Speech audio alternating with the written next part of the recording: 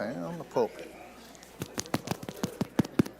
Oh, yeah, I can hear that. I think it's on. I don't know if you can hear me or not, but it's on. That's all right.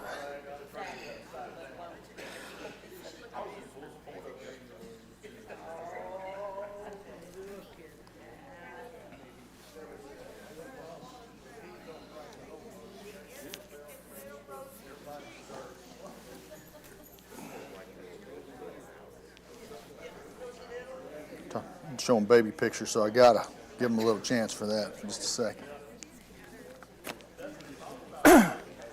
All right, I'd like to say good morning to everybody this morning. Got Green Valley. If you got a little extra cash in your pocket. Donna don't have cash. Well, I have $1. Put $1 in there. That's exactly right. You got $1, put it in there. We're going to be in, we're still in Mark this morning. Mike thought we changed topics, and I don't know. They don't tell me anything. What's Green Valley? A valid question. That's a valid question. It's a summer camp, Christian youth summer camp in Rogers, out on the lake, close to the lake. We've supported them for years and years and years. Our kids go there. Generations have gone there. I think Mark went there, didn't you? Mark was there the first week it ever opened. As a camper, not as a. So we 65 is when it opened, and so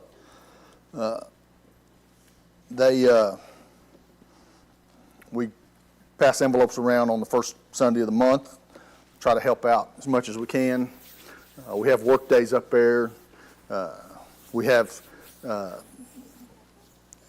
our weeks that we go, that the congregation here sends our kids to either day camp or overnight camp for the week. So it's just a Bible camp, and we just support them, and you're welcome to go. Check it out. All righty. This morning we're in Mark chapter 10. And I'm going to be up front with you. If you have any questions, see Mike. If you have any complaints, see Mike. If you have any arguments or what-ifs, see Mike. Fist fights, right? If you want to get in a fist fight, you can see Mike. We're just going to go through. You want to clarify which mic? No. Any mic that's not John, okay? Any mic that's not John, you're welcome to it. Just, yeah. And one mic may say, no, he meant the other one. So we've just finished in Mark 9, and we talked about the cost of discipleship, what it takes to be a disciple of Christ. And now we're going on, and we're going to talk about a topic that I can't imagine bringing up in a crowd, especially if we know Christ has had crowds following him. And in the world we live in today, if you have crowds following you, you want to talk about what they want to talk about. You want to tickle their ears. You want to bring in more crowds, and that's just the opposite of what Jesus is doing in his teachings, the last few teachings, as we go through the book of Mark. He's not encouraging greater crowds through easy, popular teachings. He's taught about the high cost of discipleship. He's shown his glory to the world and is teaching people that there's a cost. There's a cost to follow him, and that those who desire to follow him need to count that cost. They need to be aware of the cost. They need to be aware that there's a cost of discipleship. And so the cost of following Jesus is has a lot to do with understanding God's laws, God's rules, God's commandments. And one of those things is the marriage law. And so as we go into chapter 10, Jesus is confronted, he's tested, he's inquired of by the religious leaders as he's going through Judea. And we need to remember, he's on his way to Jerusalem. He's on his way to his end. He's on his way to the crucifixion. And so this is his journey to the cross. So Jesus teaches them when the crowds come. And the Pharisees obviously are going to take that opportunity to poke sticks at him. And they've had opportunities, and we've watched those opportunities unfold up until now. And so they're going to try to test Jesus, and they're going to try to challenge him again, and that's what happens in the first part of chapter 10. They ask Jesus this question, and they're testing him. Is it lawful for a man to divorce his wife? And that's in chapter 10, verse 2. So it's interesting that this question in Jesus' time, back in the first century, is still a valid question in the 21st century. And so the question never goes away because we're dealing with humankind and we're dealing with the sinfulness of our hearts. We're dealing with humankind's ability or inability to try to figure out what I can and can't do. Mostly what I can do, and that's how we go about when we want to do something. So basically, the question is divorce acceptable? And so, the way the question is asked has something to do with the way Jesus answers that particular question. And so, the question is not, what does Jesus say about marriage? That's not the question at all. They come right at the law asking, what does it allow me to do? Or what can I get away with? They're interested in their own rights, not their responsibilities. There's no concern for the implications or the ramifications. No thought into the effect it has on families and children and all the things. It's just a selfish concern. And we know, we've read through Mark knowing that sin is selfish. Okay? And so as they look to this particular question, it's asked in a selfish manner. And the question is selfish. Can I divorce? And so Jesus' response to that question is pretty simple. What did Moses command you? Okay, what did Moses command you? What does the law of Moses say about it? And so, just looking at Christ's question to their question, that's a valid question on anything that we have to do with our Christian walk. Okay, anything we have question about. It's the right answer for any biblical question we have. What does God say? What does the Word of God say about this particular topic, about this question, about this situation?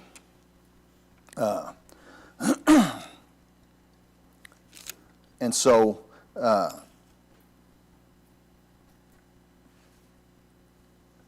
as we look at Jesus' question to them, what does the Word of God say?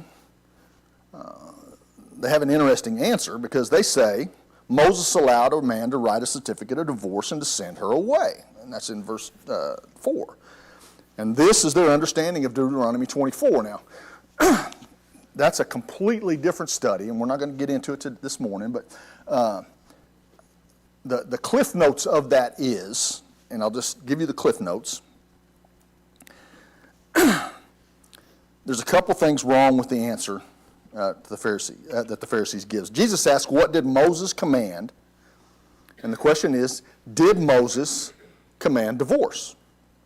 And the simple answer to that question is no. Jesus asked the question to try to get them to see that their question was asked about the wrong subject, asked in the wrong way, with the wrong focus, because he's trying to lead them to the answer, but they don't see it. So what did Moses command about divorcing your wife? And the answer is nothing. Moses didn't command for a person to divorce. Deuteronomy did not command divorce, or it doesn't even set out legitimate reasons for divorce, okay, in Deuteronomy 24. And so the purpose of it, this is the Cliff Notes, is pretty simple.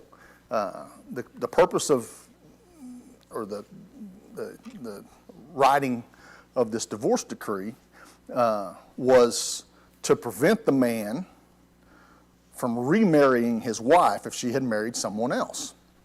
And that's the extent of it. It didn't talk about reasons, it didn't talk about length, it didn't talk about any kind of circumstances. That's what it talks about. So there's no other authorization in Deuteronomy, but they have used that up until this point. And so Deuteronomy come about because of the sinfulness of man, okay? It was not given out as a new law, but it was just dealing with the sinfulness of the people at the time. The law was given to curtail the evil, okay? To curtail the evil that the people were already committing. And you're going to ask a question, ain't you? No, I'm not. Okay. In some of the studies I've done, it said that the men who didn't want their wives anymore were killing them. And that's, yes. And we're going to talk about, we're not going to talk about that specifically, but we're going to talk about the evil that went on in those situations. And so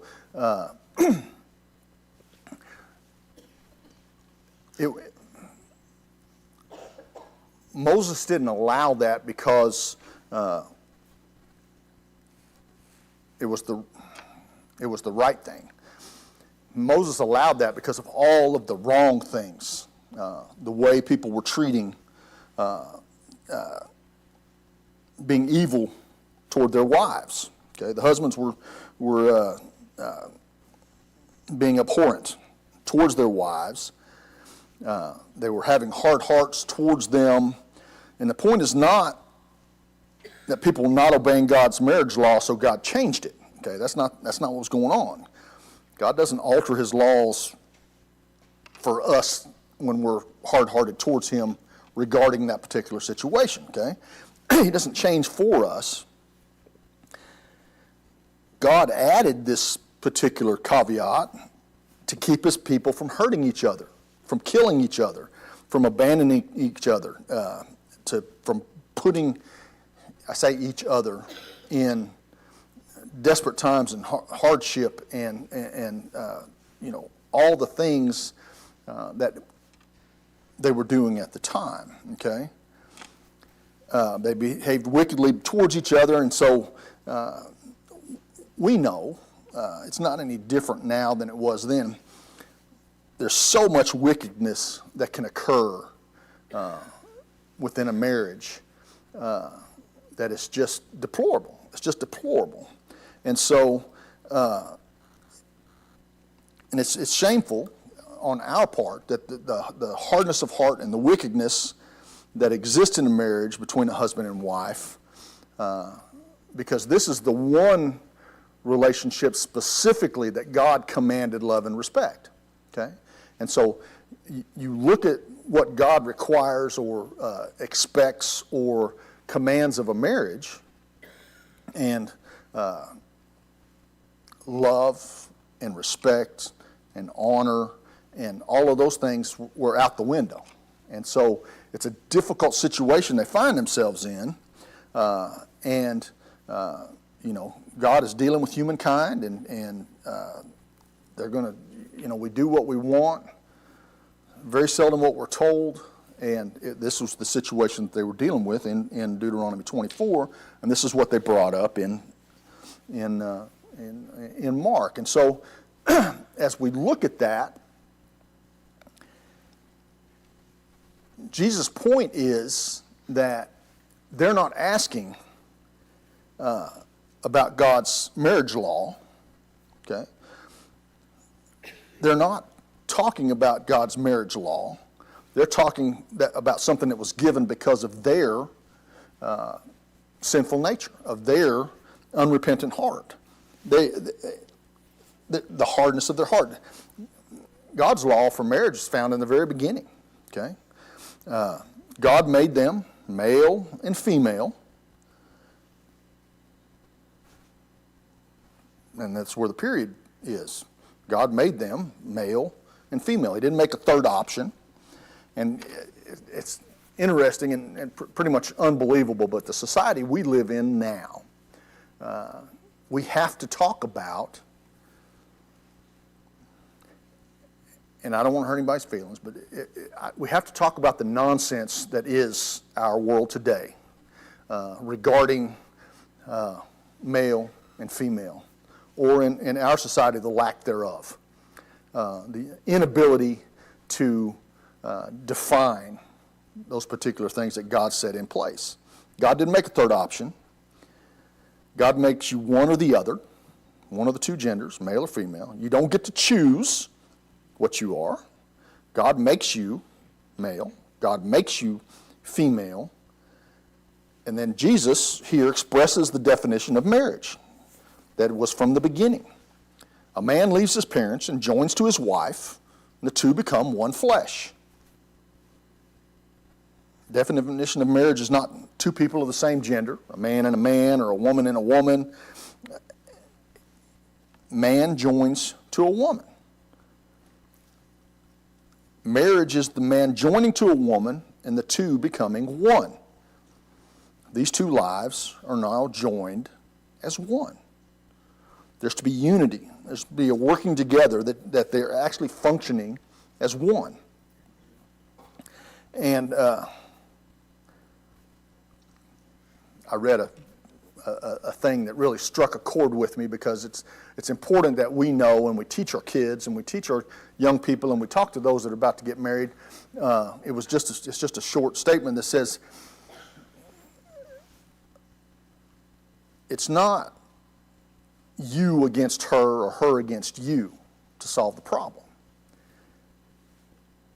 You're together to solve the problem. That's the thing. You both solve the problem. It's not I solve the problem or I am the problem, and Melissa will attest to that. I am the problem. But you work at it in unity. Okay, the problem shouldn't separate you. The problem shouldn't divide you. The problem should unite you, that you can fight together against whatever the problem is. And so the two become one flesh, and it's not two people of the same gender. A man joins to a woman. Marriage is not two people living separate lives. Okay, and that at times in the history of the United States it was and can still be today a problem when you have say someone that's immigrating from another country, and there's a deal struck that they will get married in order so that person can stay in the country. There's a lot of that kind of thing. All kind of, it just swirls around, but that's not what we're talking about. We're talking about the unity of the two, and obviously sexual relations only belong in marriage. The two become one in marriage, not before marriage. Sex before marriage is a violation of God's law and defilement of the beauty of marriage. This is the marriage law. That's what they should have been asking. What is the marriage law? Not what steps can I take to get out of it, okay? So Jesus draws that conclusion and answers the question, what therefore God has joined together, let not man separate. Okay, and that's an important statement, and that's common in the wedding vows. That's common. Oh, come on, Mike. Go ahead. This is my cue. One of the problems that we have, because we are a sexual nation, one flesh is not sex. We think that you've got to have sex to consummate the marriage, but I've married both young couples and older couples who physically could not be that intimate with each other, and so technically they would not be one flesh, they would not be married. Our problem is we don't see the covenant that we make with each other being outside of sex. So if you've got a young couple that physically cannot have the sexual relationship, or a couple that gets married when they're older and cannot have the sexual relationship, it's such an inconsistency to say that one flesh has to be consummating it through the sexual union, and it's not. Are you done?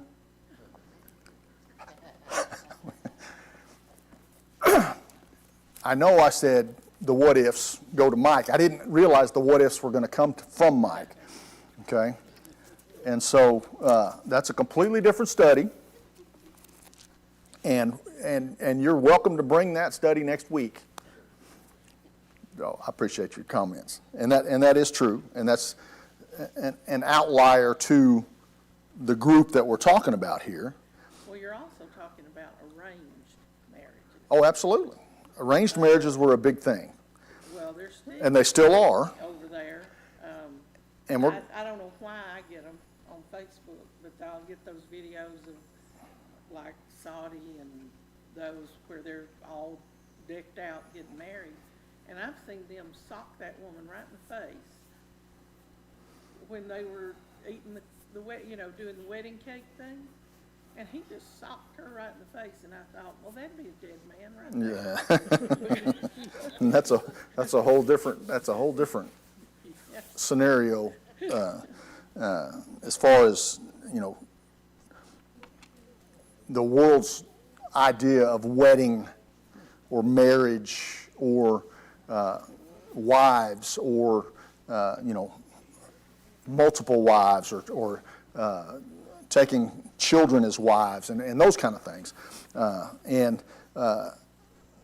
What we're talking about here is in Christ. So God joins the marriage together, and we need to know that because we don't join the marriage together, okay? God is the joiner in the marriage. And for that reason, we don't have the right to sever a marriage because God is the one who joined it. And that needs to be an understanding when it comes to marriage. We like to focus on, I say we, society likes to focus on, or the focus is too often, how to get out of a marriage. And the answer is you don't. You don't get out. Kind of like a timeshare.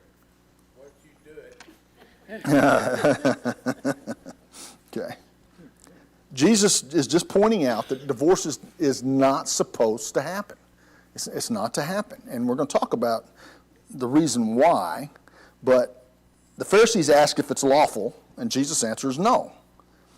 When Jesus asked them what Moses said, they should have responded that no, it's not lawful to divorce. But God's law for marriage, as we just went through, hasn't changed any. Okay, it's not changed for today because our society looks at it as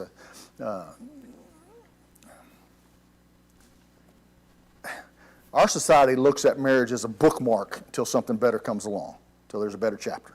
Okay, that's the way our society looks at marriage. Okay,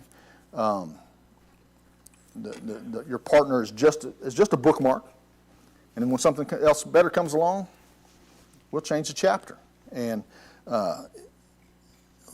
we as a society have made that easy. And so divorce is not supposed to happen. It's not lawful. And that needs to be our answer. Okay? Why? Why is marriage for life such a big deal? And the reason for that is we look at marriage as us. Okay? We should see marriage as an example of God or Christ in the church, okay? Because that's what we talk about a lot, okay? The reflection of the love relationship between Christ and the church, okay?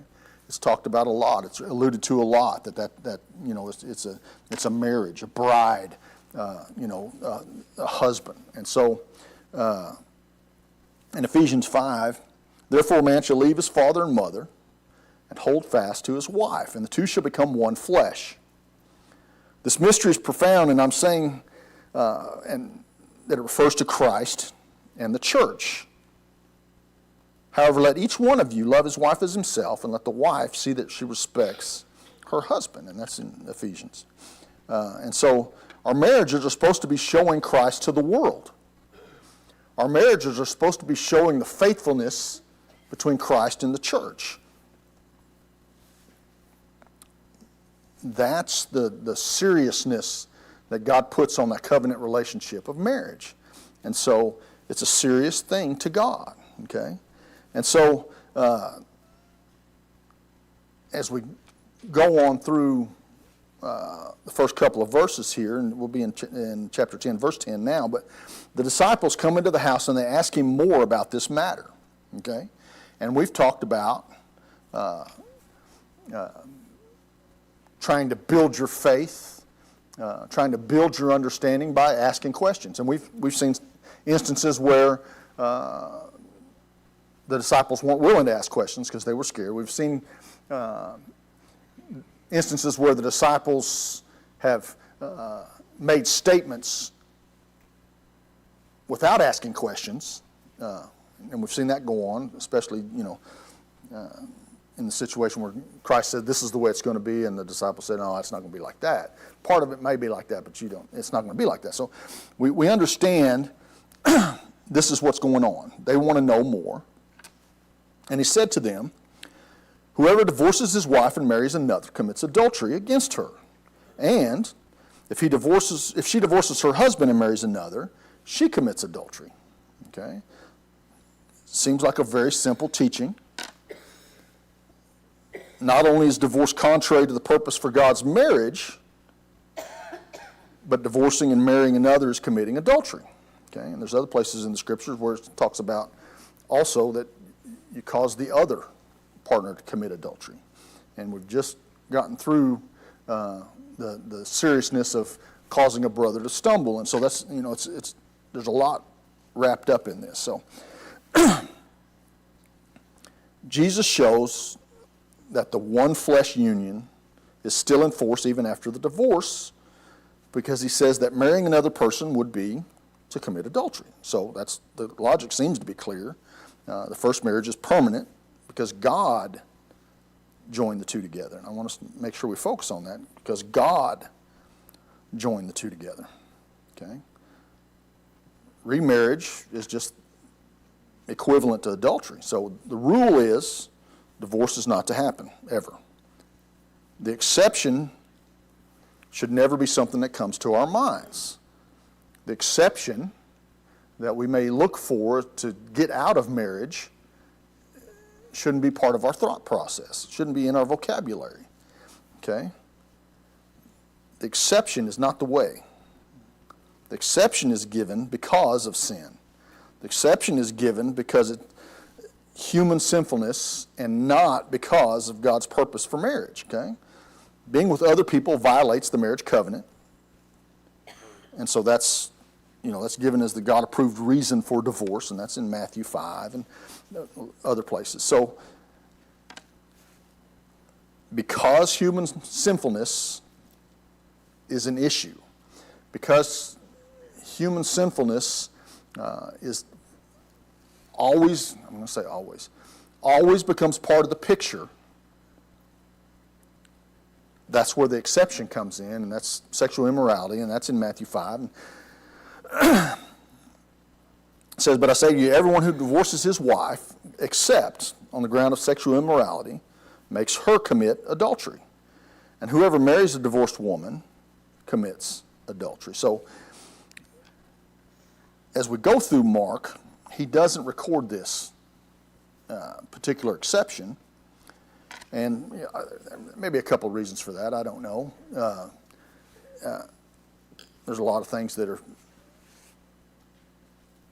I'm not going to say left out, but there are not spoken of because it just seems that that's an implied situation. That sexual immorality dissolves the marriage covenant, and we need to remember the covenant. So the two are one flesh, so there's not to be another person in the marriage, and so that bond is there because God has made that bond, and that's the way, as we read, if you read through the Old Testament, God's relationship with his people, his covenant was basically his relationship. And his people would consistently break that covenant and scar that relationship or sever that relationship, depending on who they were and what was going on at the time. And so the two are to be one flesh in Genesis 2, not another person. That's his representation to Israel. Infidelity to the covenant violates the covenant. So it would have just been common sense that they know that marriage is a covenant, and that covenant is violated when someone goes outside of the covenant, when someone ignores that covenant, being with someone other than your spouse. And so one of the reasons that it probably not mentioned, but the other thing is Mark is focusing on Christ's attitude that divorce is not to be part of the equation. It's not the exception. Or it is the exception, it's not the rule. Okay? This is something that should be so far from our minds that it's not the rule. So Jesus is attacking the casual attitude that's often approached regarding marriage and divorce. And we talked about this especially in our society today. And endeavors to recover God's will for marriage. Okay? Jesus here is endeavoring to recover God's will for marriage by explaining what God's will for marriage is, not to argue about what are the ways you can get out of a marriage, and that's kind of the mindset we come in from. Marriage is for your whole life. You're choosing to be with the other person no matter what, and we should never be looking at how we can get a divorce or how we can get out of a marriage. That shouldn't be our focus. We should be fully devoted to the marriage, and marriage is to be dissolved only when one person seeks to break that covenant, decides to be with other people, and not remain faithful to that covenant. Okay? And so we need to remember that we can't separate our relationship with our spouse from the covenant that God expresses between him and his people. They're supposed to mirror one another. They're supposed to be, the world is supposed to see that in us. We should be an example of how Christ and the church are to be conducted. You conduct yourself. So Jesus is not playing games with the Pharisees that they wanted to play. They wanted to go through this big rabbit hole. And Jesus wants us to see the true nature of marriage, the beauty in marriage, in contrast to the hardness of hearts that leads to divorce. Okay, Marriage is a holy covenant between God, a man and a woman, loving each other and sacrificing for the good of each other.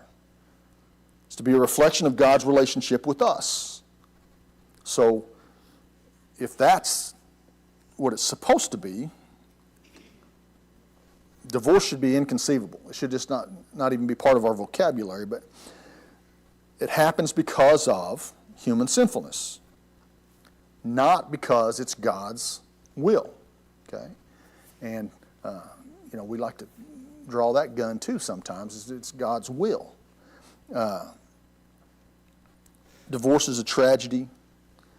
It's a sadness. It's not something we ever hope for or plan. And should be seen as a horror. It's not for our good. It's not for the children's good. It's not for each other's good. It's not good. It's not for God's good in our life. And so,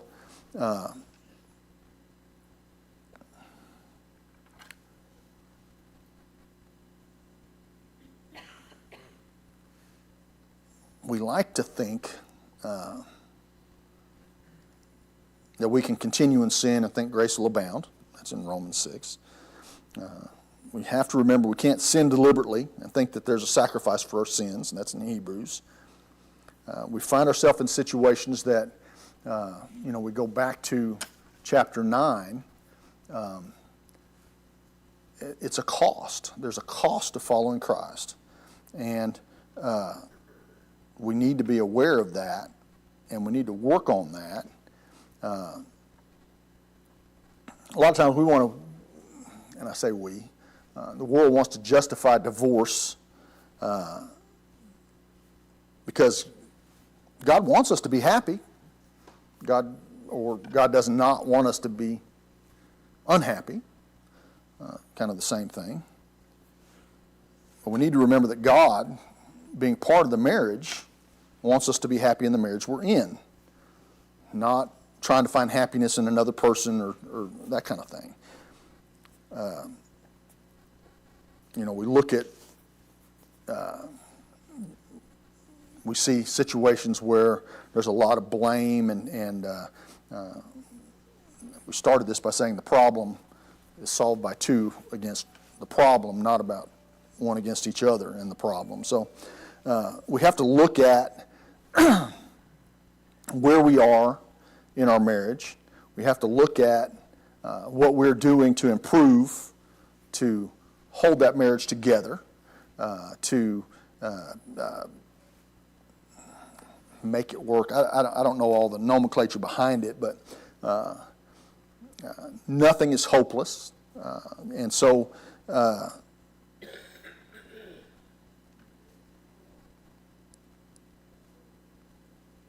it's hard to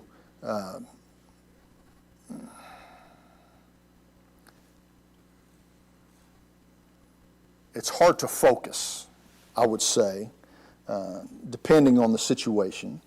But just as the Pharisees were focused on how can I not be married? How can I not still be married? If I can find that loophole, I need to find that loophole so I'm not married because it's what I want to do.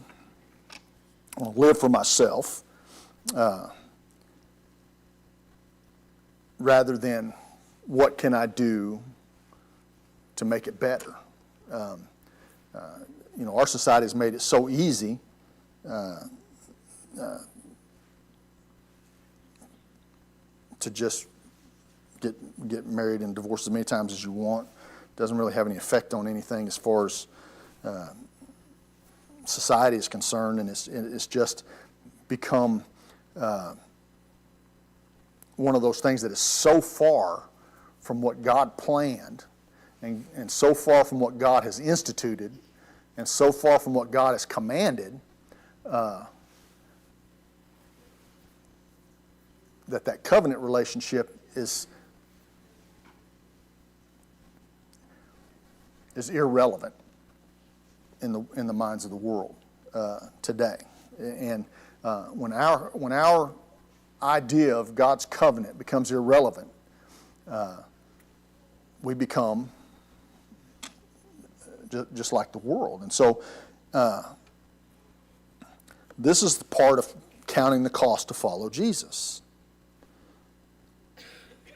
Will we live as God has called us to live, or are we going to go live for ourselves and do what we want? That's where we need to count the cost. And I can tell you, we all want to do what we want. Okay? We want God to align His will with what we want, rather than align what we want with God's will. And so that's the situation we find ourselves in. And you know, we a lot of times, regardless of what the particular break in the covenant may be, whatever sin we may be dealing with, you know, whatever thing it is that we want to do, and we want God to agree with what we want to do, and change His law or focus, or change our understanding of that particular thing. It goes back to selfishness is where the sin starts, in the heart of man. And as the world makes it easier, the world makes it harder, if that makes any sense. Okay? As the world makes it easier to do wrong, in contrast, the world makes it harder to do right. And that's where we find ourselves. So we need to look for God's right, not look for justify the world's wrong, if that makes any sense. And so that's all I've got this morning. Thank you for your attention. Direct all questions and concerns to Mike, whichever Mike that may be that you want to talk to. Thank you for your time.